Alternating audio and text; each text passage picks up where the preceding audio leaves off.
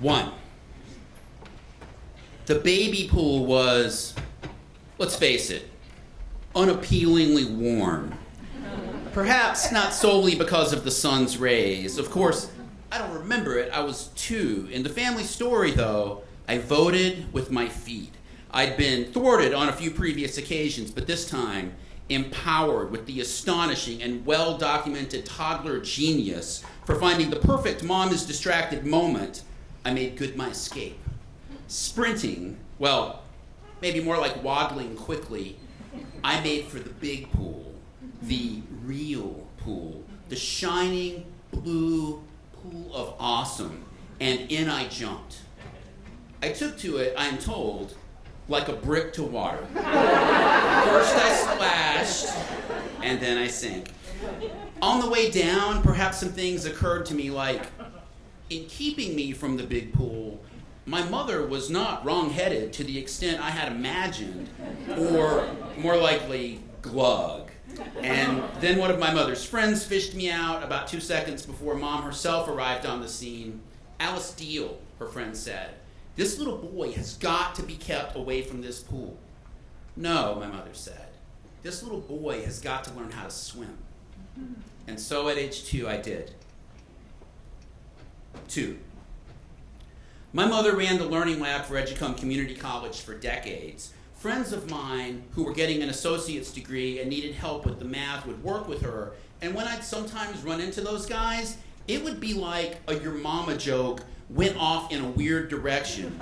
"Dude, your mama is so amazing as a teacher. I learned like I have never learned before, and she made me like it." I knew how it had started. She had majored in music at an exclusive women's college in Virginia, taught piano as a young adult, then married my father, who was A, a pharmacist, and B, kind of a time bomb, for reasons which were largely beyond his control, but that's another story.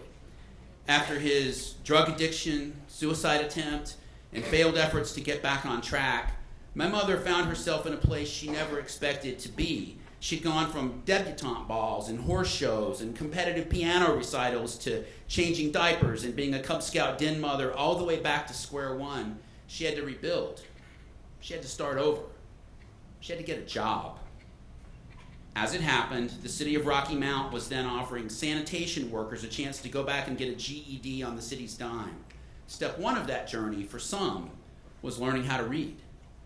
And my mom, making not much more than minimum wage, was hired to teach them. She loved it. She would come home and gush to 13-year-old me about her students. She was on her way as a teacher. "Everybody's got something to learn," she would say, "and everybody's got something to teach." This evening, one of my students had a breakthrough, reading perfectly. "This is a bird. It is a red bird. The red bird is in the tree."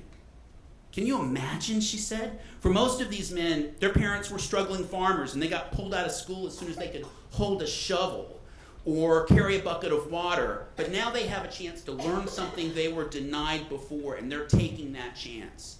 Jeff, they'll be able to read to their children and grandchildren. I want you to really think about how inspiring that is." I did think about that a lot. I still do. 3. She kept teaching and she kept learning new things for the rest of her life. She had some busy, happy years. In her second marriage, her husband, quite the character in those days, was an amateur pilot, and she took the controls and flew the planes many times. She and he were both musicians, and they'd go play for elderly shut-ins. They also, not making this up, went panning for gold near an abandoned mine. They traveled, they decided to build a log home, and my mom was the general contractor, learning all about water wells, permitting, and a million other things.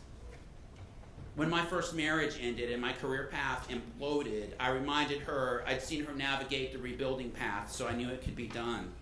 Over time, she got to see me build a beautiful life with my wife and kids and enjoy some success, and she loved that. There was more rebuilding ahead for her as well. She was doing a lot of care coordinating for her parents as they grew older and sicker, and then, in just a few years, she lost both parents, her second husband, and her oldest son, my brother. She was more alone than she'd ever been, but she didn't give up on life. She kept teaching past age 70, And when she did finally retire, she volunteered at a local school to read to kids who were struggling. She made good friends with her neighbors. She gave piano lessons to neighborhood kids. She and I talked every Sunday, and she'd catch me up on what was going on with her, grill me about every little thing the grandkids were up to. We'd visit her, and she kept coming to visit us until near the end. She took pleasure in everyday things. Her deviled eggs remained spectacular. She loved dogs to a degree that was ridiculous. An obviously genetic tendency that has been thoroughly passed on. At the very end, she was surrounded by loved ones, and her hand was in mine when she left. Among many other things, by word and deed, she left me this, which I am happy to pass along to you. 1, don't stay away from the water. Learn to swim. 2, everybody's got something to learn. Everybody's got something to teach. And 3, keep learning for the rest of your life. 3 lessons from my mother, the teacher.